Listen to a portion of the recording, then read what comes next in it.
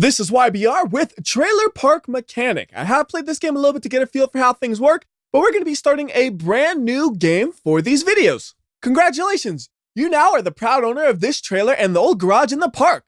Couple of park rules before you head out though: no liquor, no stealing, and no littering.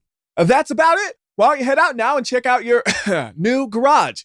But before we do that, why don't we check out my new home, which is kind of miserable. Thankfully, we can earn money. If you want to renovate or modify your trailer, garage, or cars, you'll need some cash. There are different ways of earning money. A good one is repairing cars in your garage. You can begin a garage job by taking up the phone when a customer is available.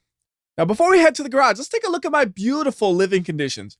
We have a kitchen that includes a sink, and that's it. We don't have a refrigerator or a microwave or anything. We have a sink. And the counters here, they aren't that pretty. The counters literally look like it's a piece of plywood stuck on top of there. I'm assuming it's supposed to just be kind of like a fake granite, but man, it actually looks like a piece of plywood from afar. Like right here, that just looks like plywood to me. Then we have a wall, which isn't really a wall because you can walk right through it. So it's more of like a curtain, I guess. On the other side of the curtain, we have a bed. That's really all there is in this house. I mean, if you really wanted to say, oh, there's so much in this house, you could say, we have a bed frame, we have a mattress, we have a pillow, we have a blanket. We don't even have a sheet for the mattress though. It's not very good. We have dirt on the windows. We have blinds on some of the windows, but not all of them. The one where the sun will shine right in your face when you're trying to sleep, yeah, that one doesn't have a blind. Sorry, just it doesn't.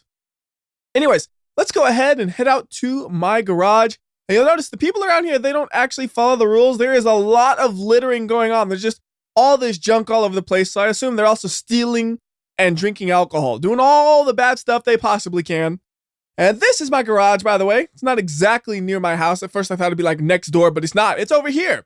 We pop in here and we should get some new text coming up. There we go. Welcome home. Welcome to your new garage. At the moment, it isn't much of a workshop. With some investments, it could become the least crappy building in this trailer park. And there'll be some more text in a second, so I'm just going to wait for it for a second. The Long King. Hello, Mr. Long King. How you doing over there? The car on the lift comes with the garage. It doesn't drive at the moment, but you should be able to get it back on the road with the donor engine on the engine hoist. So there's the donor engine on the engine hoist. Now, how do you get this into there? You'd think you just move the engine hoist or something, right? Well, you're wrong. You completely disassemble the engine, then reassemble it in the car. Good luck, pal. Well, that's about it. The game will get updates frequently, so keep an eye out for new missions, car parts, and cars. All right, now, let's go ahead and get this engine into the car. First thing we need is a tool. We have 3 tools available to us. This one is only used for the wheels, and these 2 are used for disassembling the engines. We have a wrench and a screwdriver. The wrench is used for most things, and the screwdriver is just used for a couple of smaller parts. And the phone is ringing. Let's go answer that phone. Hello. It says repair vehicle. Use the tow bag truck to retrieve the vehicle and replace the following parts. Right exhaust manifold. And it says estimated cost is $75 and we'll get a reward of $103. So we'll make a profit of $28 if everything goes according to plan. So let's go ahead and do that actually, and we'll worry about fixing up this car later.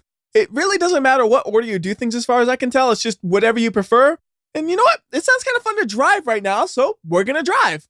Now this is my tow truck, which I don't know what's happened to this thing. It has dents everywhere. Every single piece of this thing has been dented. Like somebody just took a bat to it or something and said, whack, whack, whack. And then the parts that got hit by a bat started to rust out and I just painted right over it is what it looks like. It's not a pretty truck, but you know what? It works and it sounds mean. I assume it sounds really mean because the exhaust is basically rusted through, but just listen to this thing when it starts up once I can get into it. Here we go. So listen to this thing.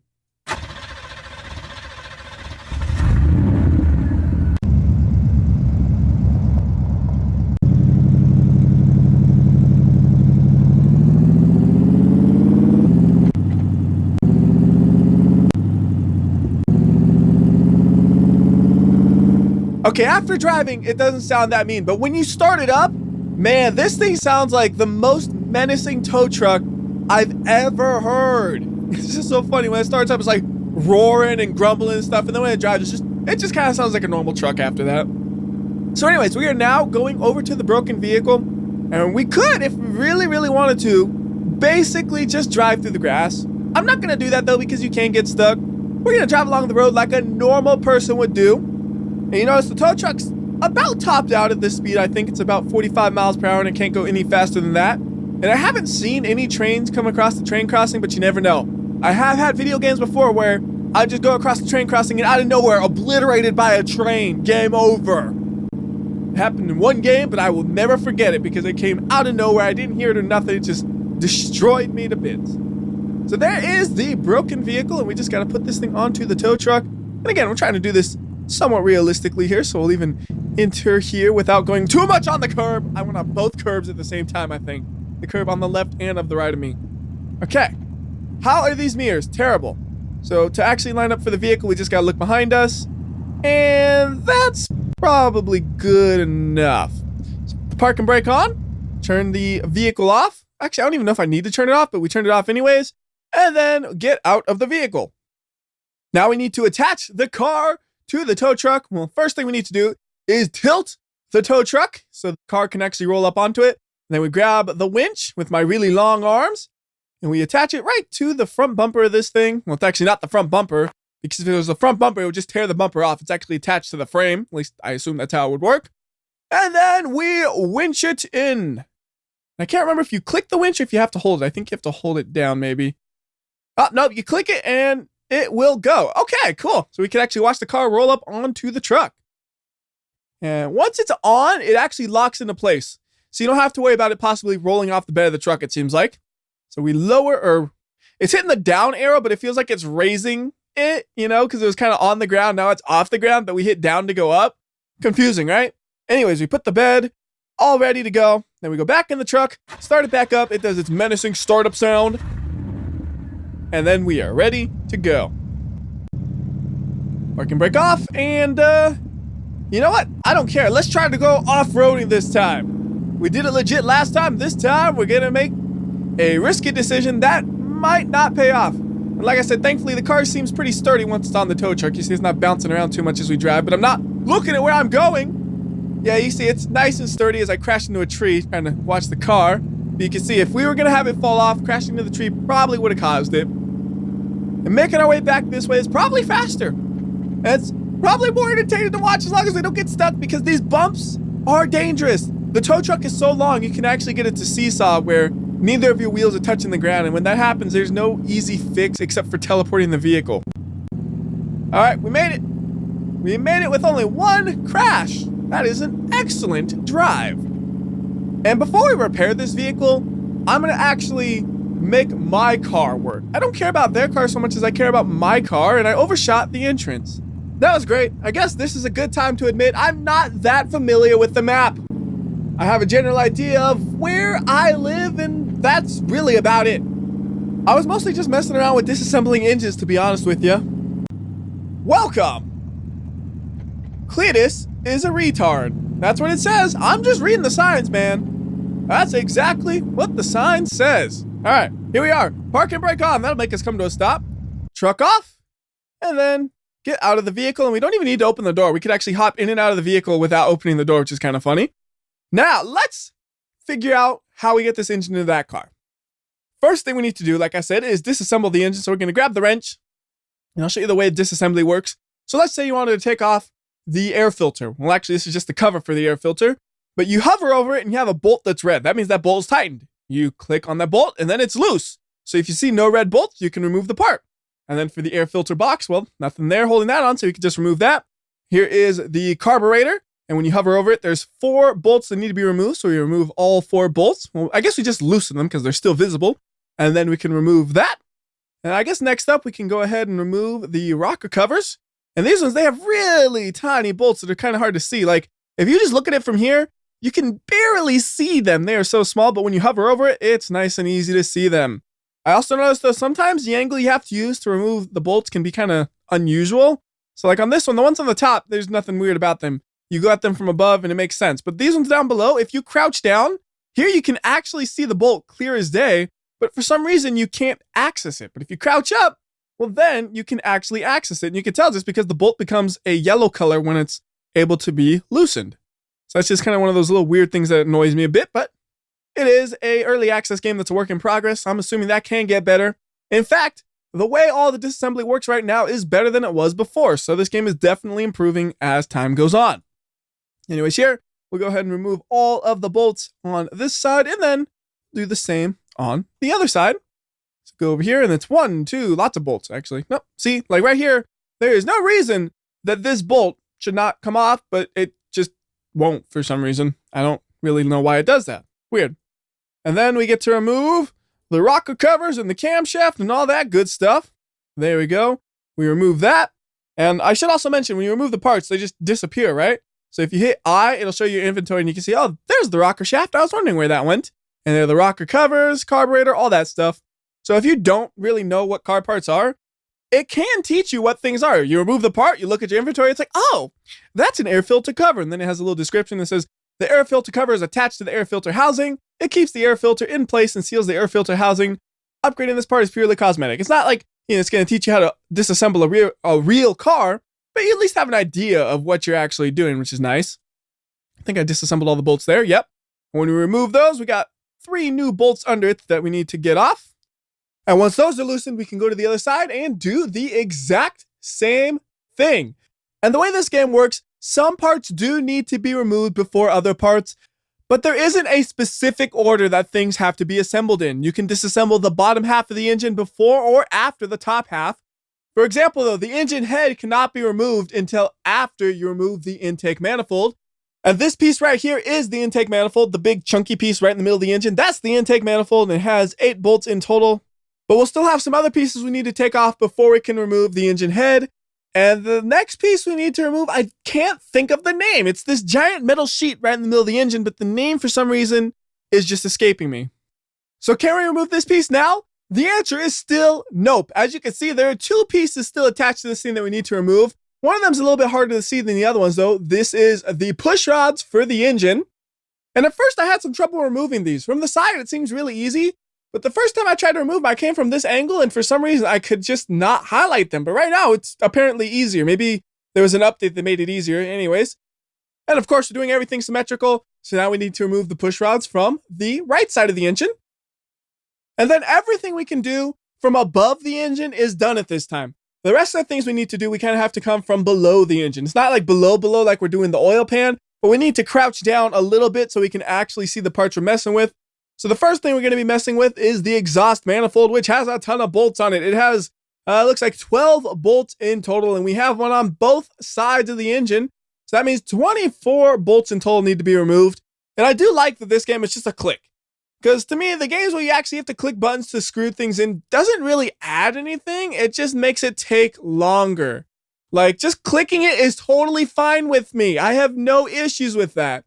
So there we go. Both of the exhaust manifolds have been removed. And now let's remove the pulley, because we can do things in any order we want. We remove the pulley, and then we remove the timing chain cover, the part that the pulley mounts to, and then also the cam gear up here. And then, of course, finally the timing chain itself. And that's pretty much all we can do from there. We can finally go ahead and remove the engine heads, though. And if we go back to the front, we should be able to remove the camshaft as well. Perfect. And I think for the rest of it, we gotta go way down low. So we'll start off by removing the oil pan, which only has 6 bolts that are a little bit on the smaller side to find.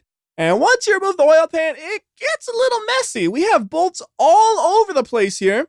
And some of these bolts will need the screwdriver because there are 2 different sizes. You'll notice it does kind of pop up with a wrong tool every now and then when I hover over the wrong sized bolt. I think that's all the ones on that side, so we can go to this side and do the same thing. So there's 8 bolts on each side for the wrench.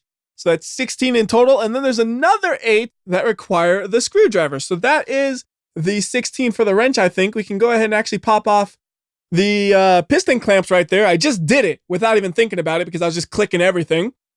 And then we need the screwdriver to remove the bolts that are holding in the crankshaft bearing. And actually, I was mistaken. I said there were 8 bolts that needed the screwdriver. That is not right. There are actually 10 bolts that need the little screwdriver because there are 5 crankshaft bearings, and each one of those has 2 bolts on it. So that is removed. Then we can remove the crankshaft, except our inventory is full. So we'll go ahead and unload some of the inventory into this cabinet right here. I probably don't need to unload a lot of it, but I'm just going to put like about half of it into the cabinet just in case I get distracted and I need the inventory space for something stupid. Like, maybe I get halfway through building the engine. I'm like, no, wait, I want to go fix that dude's car. I don't know. That should be good because there's only 2 parts left on this thing. It's the crankshaft and then the engine block, and that's it. So now we can go ahead and add these parts to the Long King. The first part we're going to be installing is the engine block. The engine block is the base of the engine. The engine block is mounted to the subframe of the car.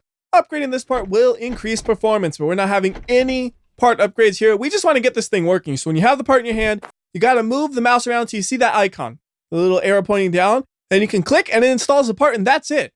When you are installing parts, you do not have to do anything else. There are no bolts to tighten or anything. It does it automatically. So installing an engine is really fast and easy because all you really need to do is put the parts on in the reverse order that you took them off in. You don't even have to think about it, to be honest. You don't even have to look at what parts you're grabbing. You just click it and then position it where it says yes and click again and you're done. The only time you have to look at it is when you can't actually find the spot for the part to go, because the position of the camera does matter for the part you're installing. Like the oil pan, you gotta be looking at the lower half of the engine to install. But then something like the exhaust manifold, if it's the right one, you gotta look at the right side of the engine, all that kind of stuff, you know? So anyways, we should be able to get this thing assembled in no time at all. We're already like halfway through it, it feels like. Although there are some things that can't go in exactly the reverse order, I think. Like the timing chain, I don't think we can put that on yet. Yeah, that makes sense, because what would you hang the timing chain on if the camshaft gear is not there yet? So we got to put the camshaft gear on, then we go back to the timing chain, even though I removed them in the opposite order. And then we could put the timing cover on. But what happens if we put the pulley mount on first? Can we do that? Yes. And then if we try to put the timing chain cover on afterwards, does it let us? Oh, maybe. I saw it for a second. Where'd it go? Just got to find the right angle. And yeah, okay. I thought maybe I'd have to remove that to install that. But no, it's pretty lenient about things. You don't have to worry too much about how you install things. Just click the parts on. You'll probably have an engine that works, it seems like. So this is the right exhaust manifold. And for a second, I'm like, wait, which is right and which is left? Is it the angle I'm looking at the engine or the angle the engine is going into the car? It's the angle the engine goes in the car. So if you're in the driver's seat, that's your left and right. So we'll put those push rods in, and then all the parts in the cabinet. Let's get those things back into my inventory. The piece I couldn't think of the name of, by the way, was the upper engine cover plate. Shush, phone, I'm busy building a car. I guess I can answer the phone because it's there and ringing and dinging and all that, but let me get these parts on my inventory first. All right. Hello. Use the tow bed to retrieve vehicle and replace. Weird. It says 00 and no parts. Sure, I guess. Uh-oh, this is bad. I hit accept. Okay, there it goes. It's working now. Yeah, I don't know what's going on with that. I'm busy making an engine right now. So right push rods go in. Didn't even see that one go in, really. And the cover plates. And just keep going through the list, basically. Like I said, you don't need to think about what you're installing. You just click and it's there. Now, I'm not explaining what parts do what, because if you really want to learn what parts do what, I'm sure there are much better resources out there than a video game.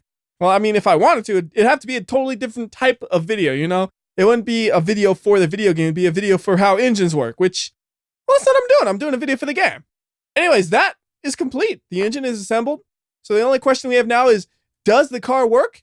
And we're going to answer that next time. Gotta have a little bit of suspense going on, right? So that's going to do it for this video. Until next time, this has been WhyBeAre. And remember, if you like or dislike this video, I will know. I can tell by the length of the Long King.